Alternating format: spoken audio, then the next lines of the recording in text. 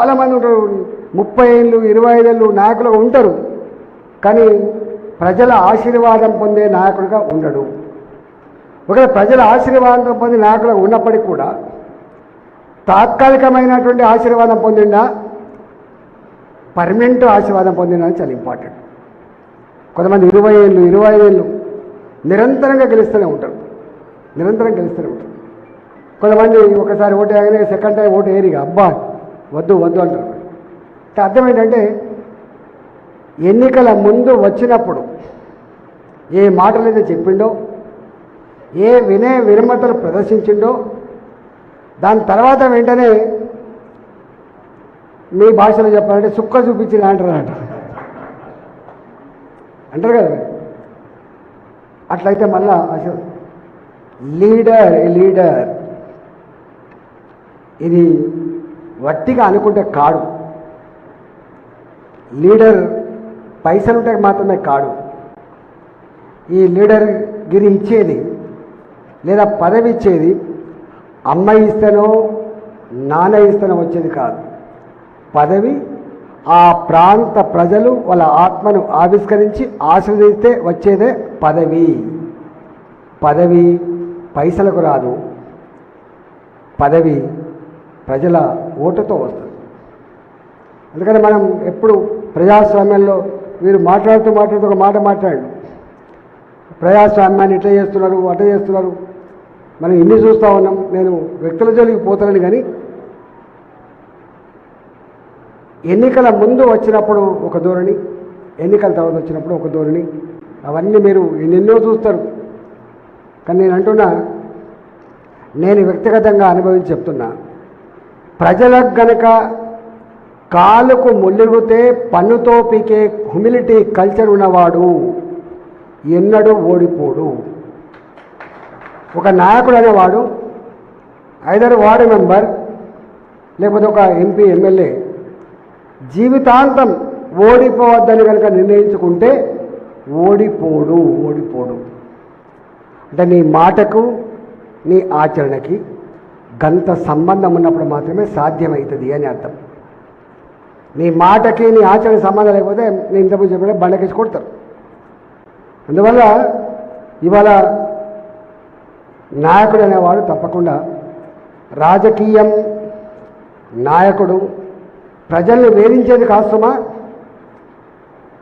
సమాజాన్ని ప్రజల్ని మంచిగా చూసుకునేవాడే నాయకుడు. దానికోసమే ఉంటుంది. అందుకని మేము చాలాసార్లు చెప్తాం, అన్నిటికీ మెరిట్ ఉంది, కానీ రాజకీయాలు కూడా మెరిట్ ఉండాలి అని. అన్నిటికీ మెరిట్ ఉంటుంది. ఒక ఇంజనీర్ కావాలంటే మెరిట్ ఉంటుంది, ఒక డాక్టర్ కావాలంటే మెరిట్ ఉంటుంది, రాజకీయ నాయకుడు కావాలంటే కూడా మెరిట్ ఉండాలి. ఏ మెరిట్ కావాలి వానికి? వాడు చదువుకున్నా లేదో తెలియదు, కానీ చదువు వస్తుందా లేదో తెలియదు, కానీ వానికి ఒక్క మెరిట్ మాత్రం ఉండాలి, ప్రజలను ప్రేమించే మెరిట్ ఉండాలి వానికి. ప్రజల కోసం, ప్రజలు నాకు ఓటేసి గెలిపించింది, ప్రజలకు సేవ చేయడం కోసమైనటువంటి మెరిట్ కూడా ఉండాలి. సమస్య వస్తే సమస్యను పరిష్కరించేటువంటి కెపాసిటీ ఉండాలి. రాజకీయ నాయకుడు ఎప్పుడు కూడా సమస్యలు సృష్టించేవాడు కావద్దు, సమస్యలు పరిష్కరించేవాడే నాయకుడు. కానీ మన భాషలో ఎట్లయిపోయిందంటే ఇలా దానికి ఉల్టా మనం మాట్లాడుకుంటా ఉన్నాం. ఇది అంతం కావాలి. లీడర్ నేను ఇంతకుముందు చెప్పినట్టుగా తండ్రి విఫలమైతే తల్లి పట్టించుకోవడం చెప్పించు, తల్లో తండ్రో ఇద్దరిట్లో ఎవరైనా ఒకరు గొప్పకుండా నడుస్తుంది అన్నట్టుగా ఇద్దరు విఫలమైతే మొత్తం కుటుంబం కొలాప్స్ అయిపోతే మీకు తెలుసు ఆ ఉదంతాలు చాలా ఉంటాయి. అట్లనే రాష్ట్రాలు కానీ దేశం కానీ దాని మీదనే ఆధారపడి ఉంటుంది అని. నేను రాజకీయం కోసం మాట్లాడితే కొంతమంది పేర్లు ప్రస్తావించాలి, అప్పుడు ఎట్లా ఉంటుంది అని. మీరు ఇలా రాసింది, పేర్లన్నీ రాసింది, ఫోటోలు ముద్రించారు. నరేంద్ర మోడీ గారి ఫోటో ఉంది, వాజ్పేయి గారి ఫోటో ఉంది, ఇందిరాగాంధీ గారి ఫోటో ఉంది, ఎన్టీ రామారావు గారి ఫోటో ఉంది, జయపాల్ రెడ్డి గారి ఫోటో ఉంది.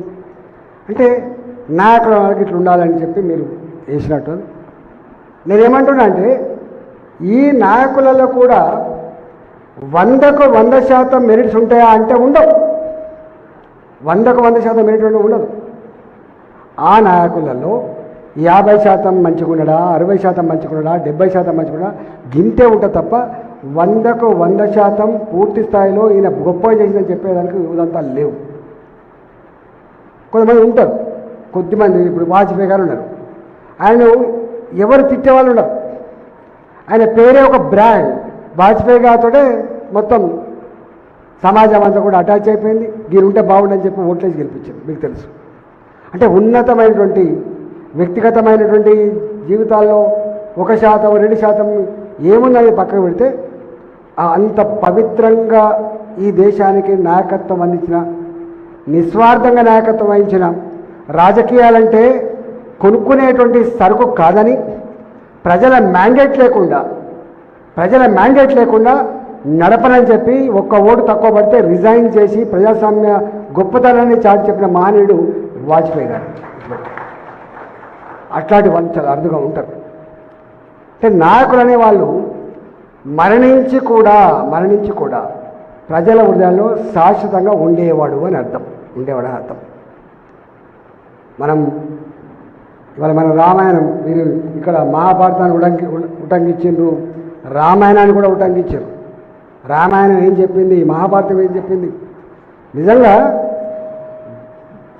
గర్వపడే అంశం ఏంటంటే మొత్తం ప్రపంచంలో ఈ రామాయణ మహాభారత ఇతిహాసాలు ఏవైతున్నాయో మనిషి పుట్టుక నుంచి మొదలుపెట్టి, ఆది మానవుని పుట్టుక నుంచి మొదలుపెట్టి మానవులు ఉన్నంత వరకు ఒక గొప్ప సందేశాన్ని అందించిందే ఈ 2 మహాభారత రామాయణ ఇతిహాసాలు. ఎంత గొప్పగా ఉంటాయి అసలు. ఇది వస్తుందా మంచిగా? రీసౌండ్ వస్తుంది. ఇక్కడ రామాయణాన్ని మీరు చూస్తే అన్న తమ్ముడు ఎట్లుండాలి, భార్య పట్ల భర్త ఎట్లుండాలి, తండ్రి పట్ల కొడుకు ఎట్లుండాలి. నీ మహాభారత యుద్ధంలో కూడా దాన్ని ఒకసారి మొత్తం చూడండి ఎట్లా ఉంటుందో. దాని మొత్తం సారాంశంలో అహంకారం, ఆంభావం, స్వార్థం ఎప్పుడు పనికిరాదని చెప్పి, ధర్మం మాత్రమే అంతిమ విజయం సాధిస్తుందని చెప్పి, ధర్మాన్ని తాత్కాలికంగా చెరబట్టే ప్రయత్నం జరుగుతుండొచ్చు, ధర్మం తాత్కాలికంగా ఒడిదుడుకులకు లోను కావచ్చు, కానీ అంతిమ విజయం ధర్మాన్ని మాత్రమే చెప్పినటువంటి ఇతిహాసం మహాభారత ఇతిహాసం.